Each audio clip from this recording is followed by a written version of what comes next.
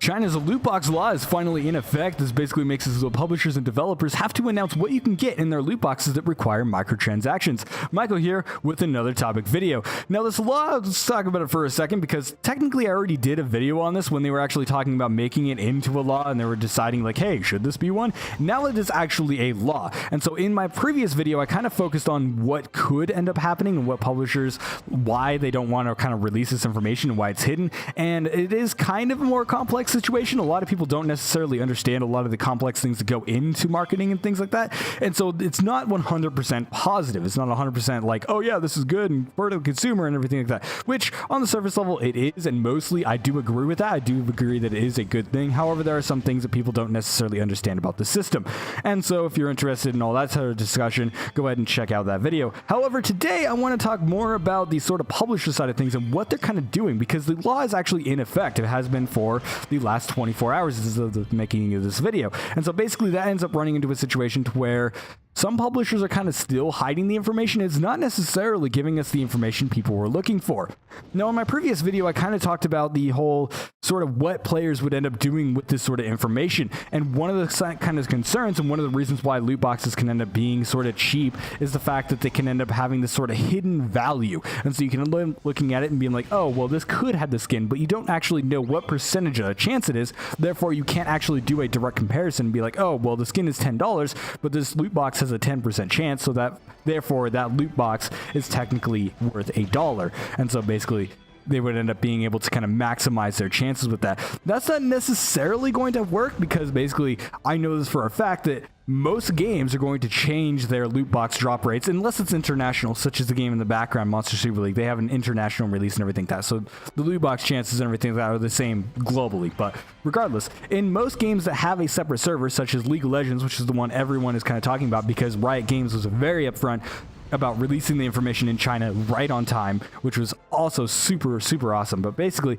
they ended up announcing like, hey, we have this sort of loot box system and it has this sort of chances and everything like that to get these sort of items. However, it's not necessarily going to work for every regions. You can't really cross-pollinate that information and be like, oh, well, it's going to be this drop rate and everywhere. And it could be, because Riot Games could be like, oh yeah, it is the same drop rate everywhere. And that could easily be the case. And with some games, it will be.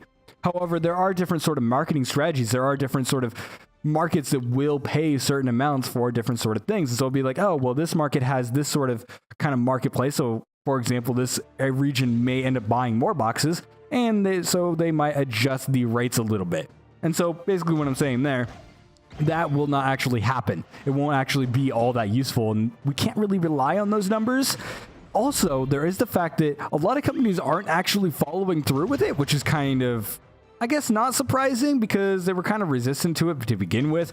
But regardless, you know, companies like Blizzard have been like, oh, well, we're still going to keep hush-hush and see if the Chinese government actually does anything. And then there's also companies like Valve, which has just disabled the ability to actually buy loot boxes. Now, you can still get them in-game in Dota 2. However, they actually just made it so you can't actually purchase the boxes anymore. So it's like, hey, you know, we don't want to disclose this information, or we can't at this period in time. Maybe they don't actually have the service structure for it, or maybe they're trying to find a way to kind of make it so that they don't have to announce exactly what's going to be in these boxes. And so basically they're like, yeah, you just can't buy them for now, which is kind of sucky for people that want to buy those. Obviously, I don't really necessarily like buying into these boxes because random chances, I don't really like that. I like guaranteed, so I'll actually pay more for a more guaranteed chance. But hey, that's just me. Some people like these loot boxes, and it does suck that you can't actually buy them right now. That said, other companies are kind of doing this sort of roundabout way of doing things. Now, let's use the example that everyone else has been kind of spouting about, and I've been playing it quite recently, League of Legends. So basically, League of Legends has actually announced their whole sort of releasing structure for these boxes and be like, hey, here's your probability. However, they've released it in sort of an interesting way. Now, if you don't play League of Legends, basically the way their sort of loot boxes work is it's into a whole crafting system into their game. And so you actually get shards, and these shards can then be combined and put together for skins and everything like that. And so you could end up either getting champions or shards or these sort of hex tech special things and stuff like that. It's not that complicated of a system, but they basically don't give you a skin outright. Therefore, when they release their probabilities, they basically said, hey, here's the chances of you getting these types of shards. these shards are not going to tell you what type of skin you're going to get. So it's not like every single specific item inside their drop table is going to be like, oh yeah, well, you have a 1% chance for this one for a, let's say, Warwick skin or something like that. It's not that specific. Instead, it's like you have like a 20% chance to get a skin shard, and you have this sort of chance to get this. And so it's actually kind of an interesting way to kind of get around this, is in they're still telling you the probabilities and what you're going to end up getting, but it's not actually going to tell you what skin you're going to end up getting in the end, which is actually kind of interesting. And League of Legends may be a special case for this because they do have this whole crafting system, and maybe they actually thought about this when they thought about the crafting system, being like, oh, well, you know, nobody's actually going to know what they have. Now, it is a system that is sort of random, but it is also made so that you can end up getting something guaranteed if you do want it. And so, for example, you get these skin shards, and basically you can combine them and sort of trade them in for other skin shards, or you can end up being like, oh, well, I want this one. You can use other shards to kind of guarantee that you'll get that one and sort of things. So it maybe isn't one of those systems that's going to kind of get away with everything, because maybe a lot of publishers aren't going to have a system that could end up doing this. But I thought that was interesting, and I think a lot of publishers are going to end up going that way. Now, what's going to be interesting in the long run is going to see whether the Chinese government actually goes through and been like, hey, we're going to punish these guys for not fully disclosing this information. Now, the law itself, now obviously I have to go off translations because I'm not Chinese and I don't know how to read Chinese, but basically the translations of it seem very non-specific. And so basically you have to tell them what they can get in that box, but it doesn't have to be specific. It doesn't have to be like, oh, well, there's a 1% chance for this specific item. You don't have to release the entire loot box table that you have for your game. And so this could end up running into a situation to where maybe we end up getting this sort of vague information like Riot Games, to where we just don't necessarily know exactly what we're going to get. And this could easily be one of those situations where, you know, we're not actually getting the amount of information that we thought we would, and maybe it's not actually going to be useful at all. It is going to tell us like, hey, we can end up getting these sort of items. So, for example, let's say Blizzard finally ends up catching up with everyone else. Oh no, my inventory's full. I was going to do a whole loot roll because I thought that would be hilarious, and I am going to be completely out of storage too. Well, regardless, I'm going to fix that in the background. They can end up going in, so they could be like, oh, well, you have this percentage of a chance of getting a skin, this percentage of chance of getting something else, and yada, yada, yada. And so I think that's actually what they're going to end up doing, and I think that a lot of kind of developers and publishers going to end up going that route as well, and that may not necessarily be something that we were looking for. You know, I know that a lot of people wanted to have this sort of system to where it's like, oh, we know exactly what we're going to get. We're not going to get that. And I don't think that the Chinese government is going to actually go through it, because they are still being compliant. They are still looking at it and being like, oh yeah, you can get these items, but they're just not being specific. Also, the fact of cross-pollinating information and stuff like that, I don't think that we're even going to end up seeing a future to where people are going to be doing that. Now, I do think that there are a lot of games that end up kind of circumventing the system in other ways as well. So, for example, the game in the background, Monster Super League, has not released this information in China because their microtransactions actually run through their Korean publisher, 433. And so it ends up being a Korean transaction, not a Chinese transaction, even if you are in China and playing the game. Now, I could be wrong on this, and there could be some kind of lacking information, and maybe they just haven't released it, just like a lot of other publishers are kind of lagging behind, because it is kind of difficult to end up going through and being like, oh, well, we need to release this information now, you know, going through and grabbing those loot tables and everything like that and kind of figuring out what you're actually going to say. It's a little bit more complex. And there is the fact that they could end up lying on a lot of this stuff as well. And so basically a publisher could be like, oh, well, you actually have a 20% chance to get this, and then it could actually be like a 5% chance. And so we could end up seeing some of that. And there's no way that the government is going to be like looking at it and be like, oh, well, we farmed your code and everything like that, because that's going to be a huge kind of look onto it. I got nothing useful. And that's going to be a huge look on it and be like, oh, well, that's an invasion of our intellectual property and stuff like that. And so we could end up going into a situation to where maybe that's not going to necessarily be something that's really going to take effect. And I don't think that we can trust these numbers a whole lot. And they can end up circumventing it, such as the kind of Korean sort of transaction thing. I don't know if China's actually going to end up chasing these people that are in other regions. So, for example, let's say it's a US-based game. If they have all their transactions go through the US and you have to do a sort of foreign transaction, or whatever the hell they call it. I don't know what my bank calls it, but basically they say foreign transaction on my bank statement, so that's what I'm going to call it. And so basically they end up going through that and being like, oh yeah, well, it was a foreign transaction, you know, it's not actually through China, so does it actually get affected by Chinese law? And will this actually end up affecting gamers in China as well? It'll be like one of those situations where it's like, oh, well, you know, we're actually, since we can't actually charge the publishers with anything, maybe we're actually going to look at a way to actually charge gamers with it and make it so that gamers won't actually be able to play these games, and then that will hurt the publisher. And I don't necessarily know how they're going to go about that, but I don't necessarily think this law is actually going to be as effective as we thought it was.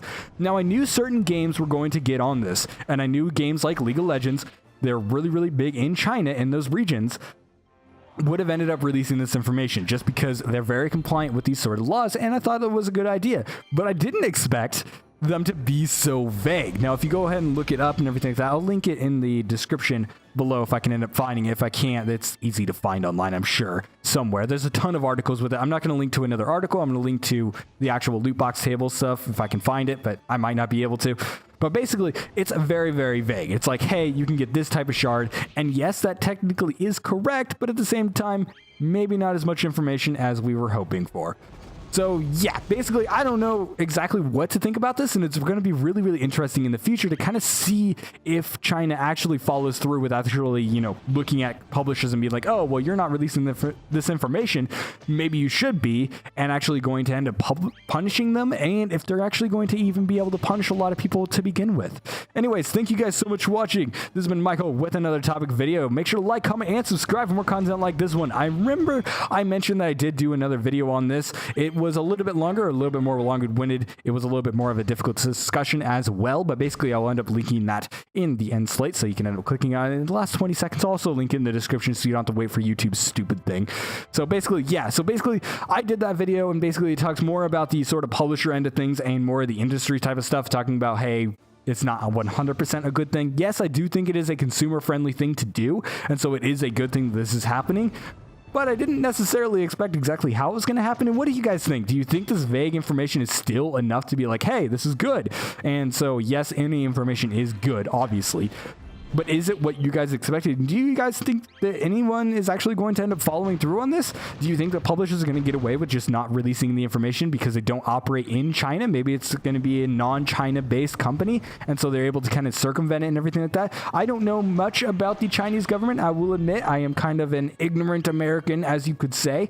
And so basically I don't necessarily know how the government ends up working and how kind of fluent they are in working in other regions and being like, hey, by the way, you're not following our laws and stuff like that. I do know they have some China trademark stuff going on, so I don't necessarily know if they're 100% trustworthy on that end, but hey, I'm ignorant in that end. So yeah, if you guys have any more information on that sort of stuff, that would be awesome to hear. But aside from that, thank you guys so much for watching. I've been playing Monster Super League in the background, or yeah, Monster Super League. I did say the full name. I don't know why. I've been abbreviating it as MSL when I talk to my friends about it, because basically it's just, that's what we do, because we play it a lot, and I've played a lot, and it has a lot of random elements to it, which is kind of interesting. It has the whole monster collection thing, so you end up going through, you have a random, everything in the game is kind of random, and basically everything is a loot box. It would be kind of interesting if we had, not necessarily law, I wouldn't want it to be a law, but if every developer would be like, hey, by the way, you have this amount of chance to get this sort of thing. That would be super, super nice, because basically I did a special kind of poll here, and it says, hey, we get our chances up. How much is that actually increasing? Heck if I know, but I can hit question marks and be like, hey, I can look at characters and things like that, but I can't actually know the chances. We did end up finding, though, that this game actually does a lot of kind of beneficial things as well, to where they actually had a failsafe, but they never actually told anyone. Right now they have some thing. Whoops, I accidentally clicked on the wrong thing. They have some special event thing, and apparently if you pull 5 times, you actually get a guaranteed nat 5, which is pretty cool.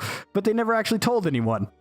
So that was a consumer-friendly thing that they did, and they never told anyone. So even if loot boxes end up being consumer-friendly, they might not actually even tell anyone, because basically they don't want people to know, because it's still, even if it's consumer-friendly and they don't tell people, it could end up being in their best interest not to tell people, because then they discover like, oh, well, I did 5 pulls and I got it, and basically they would pull 5 again because they don't know it was a fail-safe. And yeah, there's a lot of complicated things that go into loot boxes. Anyways, I'm going to stop rambling. Thank you guys so much for watching, and I will see you guys in the next video while I destroy people in PvP, because I'm very selective and I only pick fights that I win, because I'm a noob.